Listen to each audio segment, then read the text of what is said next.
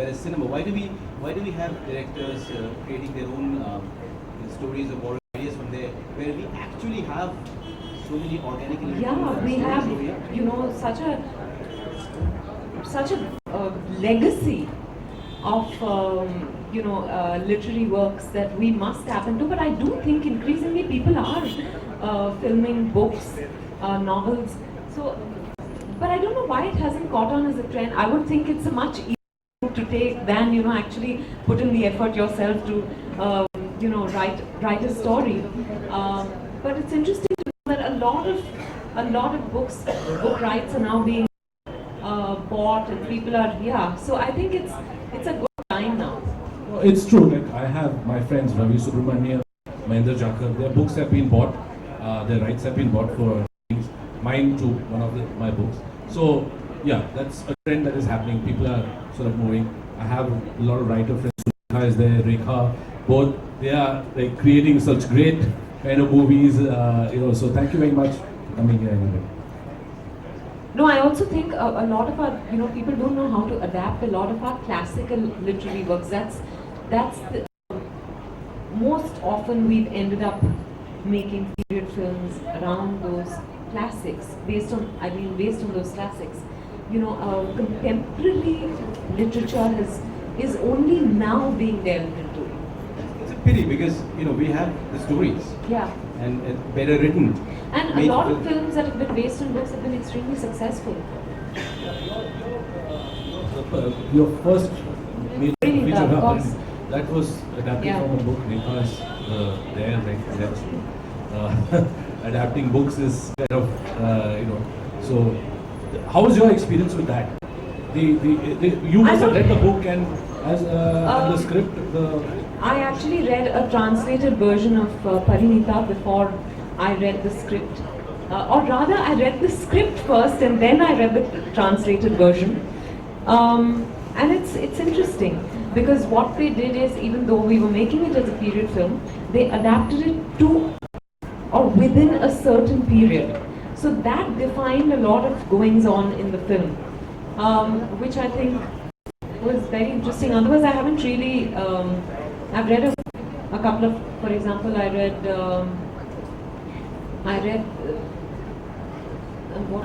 5 Point Someone before it got made into a book. So I'm just kidding. So that's the only experience as far as reading a book and then seeing it translate into script. Now this is a serious question, Piyush.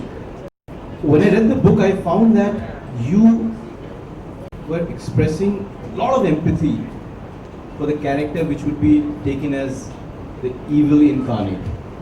Yeah? More than his actions, you were actually delving into the way his mind is working, where he's coming from, and I felt compelled to protect him. Now, when you have so much empathy for your antagonist, the evildoer, does that somehow hamper with the objectivity of both the writer and the reader? So you know what? I'm actually a graduate in psychology, and I've ever since I was in college, I have empathy for people who are mentally ill, and I've always held, and it's borne out that mental health in India is something which is not really looked at in its seriousness. Just yesterday there was an article in the DNA that 6.5% of the Indian population is mentally ill, and serious mental illness is there.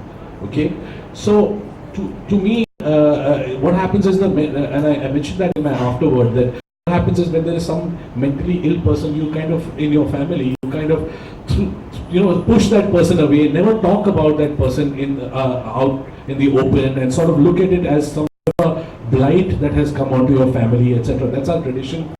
Culturally, we are very intolerant towards that. So my empathy will always be towards a person who is mentally ill, and I believe that a serial killer has also got a mental health problem, a mental illness.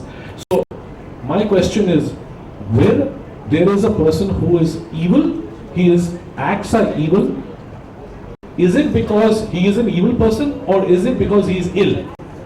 We need to examine that. So, and that is basically a global phenomenon.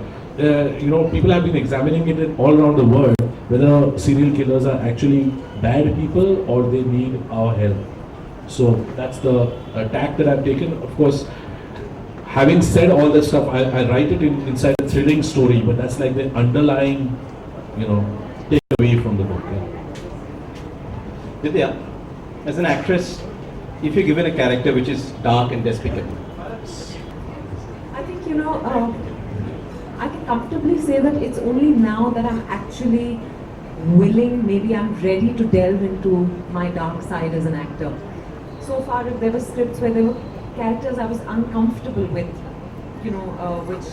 which were inherently dark, I would just shy away from them. But something, obviously, I guess it's called growth and evolution, that I now feel ready to delve into that side of my personality because I know it exists there.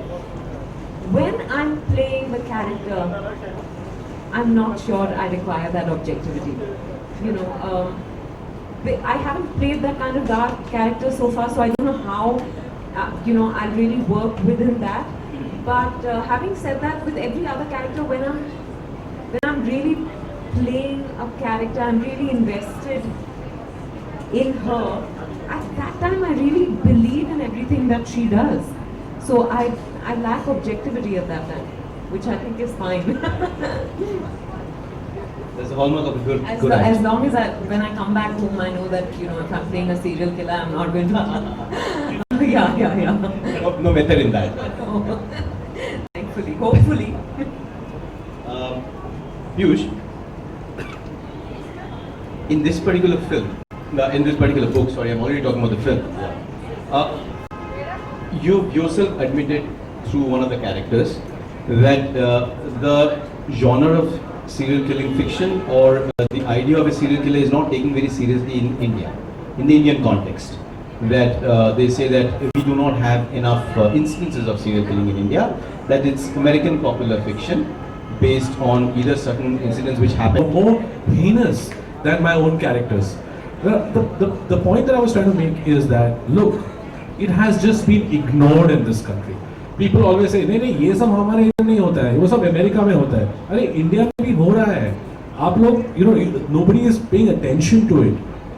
The police don't have the forensic knowledge or let's say the forensic bent of mind to kind of map how to catch a serial killer and sort of see where similar modus operandi is, Like in the case of, I'll just cite a case, there is a person in Bangalore called Cyanide Mohan who killed 12 women at the same bus stop in Mysore. Okay, over a period of 1.5 years, in the same bus stop, in the same ladies' toilet of the same bus stop, okay, by giving them cyanide. But the police never put it together that there was a serial killer. 12. So the point is that nobody can, here the detection is very loose, and therefore my idea was also to bring out how Cyanide Mallika was a serial killer.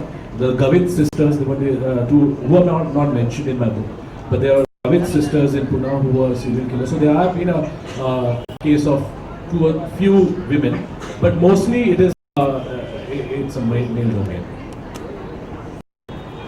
So we're coming to the end of our preview session. Before we open it to the audience, we shall unveil another book. Yeah, actually, can we have the Q&A before? If there's any questions before? Vidya, please be seated.